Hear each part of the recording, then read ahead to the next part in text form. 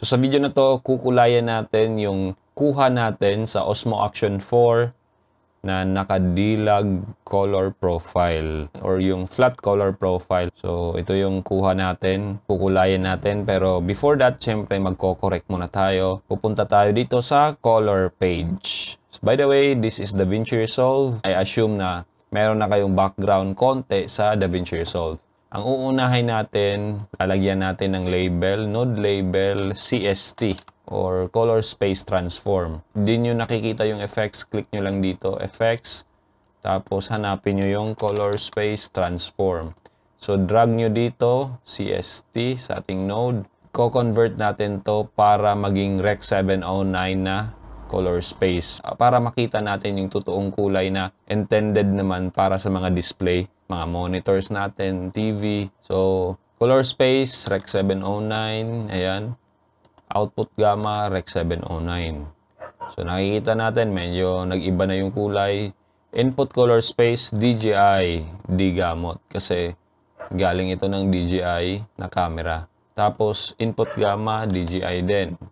DJI D-Lag. So, makikita natin na meron ng pinagkaiba. So, gagawin natin, mag-a-add ulit tayo ng color corrector. Pwede nating add node, tapos corrector. Or, pwede nating i-click to, tapos Shift S. So, gagawa siya ng node before ng CST. So, ito yung shortcut, Shift S. Kung gagawa ka naman ng node papunta sa right, Alt S. Ayan. So, maglalagay tayo ng label, ito yung exposure natin. Itong pangalawa, ito yung balance. So, color balance to. So, exposure muna natin. Ito yung mga primaries natin na adjustment. So, sa HDR color wheels tayo mag-a-adjust. Although, pwede naman dito sa primaries, pero most of the time dito na ako sa HDR gumagawa ng adjustment. Pero before that, sa exposure, dito tayo sa color or custom curve. Tapos titingnan natin sa RGB parade natin, syempre medyo mataas masyado yung exposure, masyadong sagad. Ibababa natin yung highlights.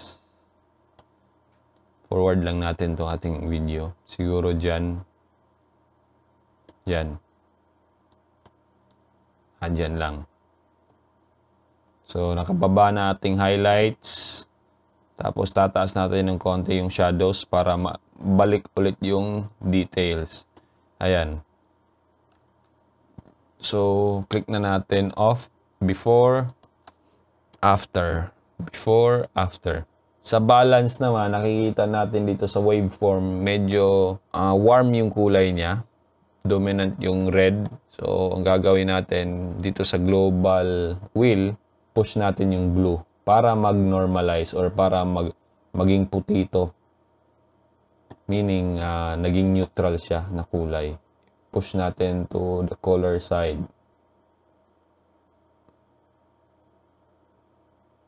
So, ayan. So, before, after. Before, after. Naging neutral na ating kulay. I think, kung basic color correction lang, goods na to. Kung titingnan natin. Kumpara sa original, di ba? Ito yung before, ito yung after. Presentable na. Saka maganda yung dynamic range. Unlike sa kinuna natin na naka-normal color profile, hindi ganun kaganda yung dynamic range. So ito, medyo nakakapag-adjust pa tayo after. So ito yung maganda pag lag color profile. Pero syempre, hindi tayo magtatapos doon kasi gusto natin tong i-grade. Pag sinabing grade, medyo stylized na. Color correction lang itong ginawa natin. So, ang gagawin natin, maglalagay tayo ng node, serial node, after ng CST natin. So, Alt-S tayo. Gagawa tayo ng color space transform. Tapos, output gamma, Cineon film log. Yan. So, babalik ulit siya sa flat color profile kasi ito yung requirement para makagamit tayo ng LUT na film look na kasama sa DaVinci Resolve na libre lang. So, ang gagamitin natin is Rec 709 Kodak 2383. So, Alt-S tayo ulit. Tapos, pipiliin natin tong Rec 709 Kodak 2383 D55. Double-click lang natin. medyo di ganun gaganda yung naging resulta. Pero syempre, mag-a-adjust pa tayo dyan. Gagawin natin para ma-adjust natin yung intensity. Highlight natin itong dalawa. Lagyan lang natin ng label. Scene yun. Tapos ito yung loot. So, highlight natin itong dalawa. Create compound node. Tapos punta tayo dito sa key. Ibaba natin yung key output to 0.5 para di masyadong hot yung kulay. Tapos adjust tayo ulit dito sa exposure. So yung exposure natin medyo sagad yung highlight. So bababa natin, custom curve ulit, tapos baba.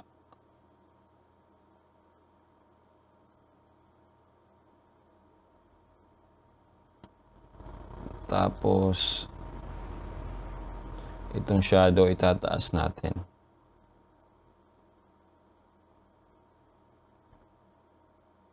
Pati na tong light dito sa HDR tool.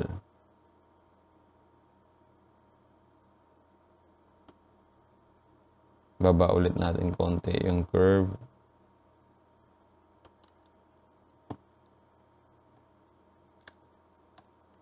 Itong dark, taasan natin yung konti. Yan. Pati ng shadow. So, tingnan lang natin.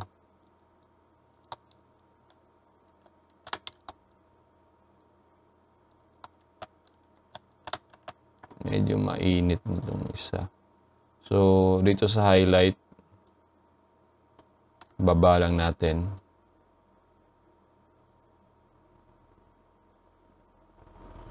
Ayan. Kung titingnan natin,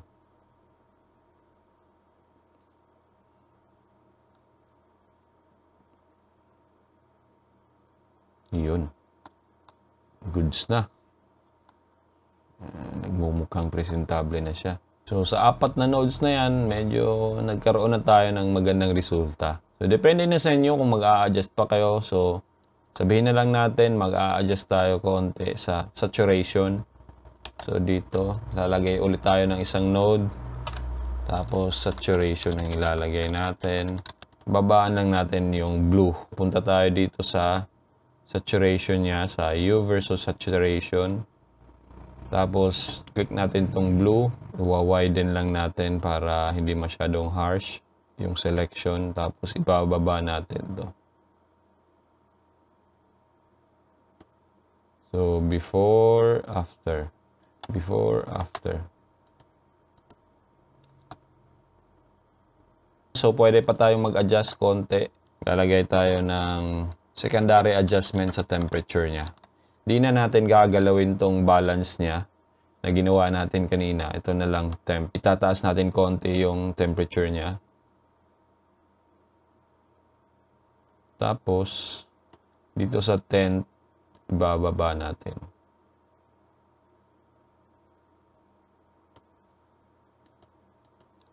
So, ayan.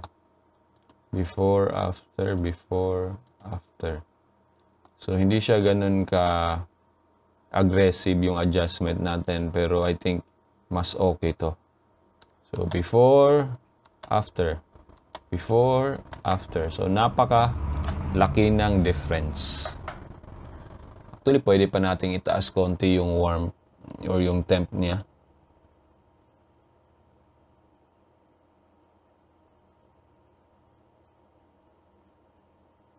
Yan. Balik ulit natin, check natin.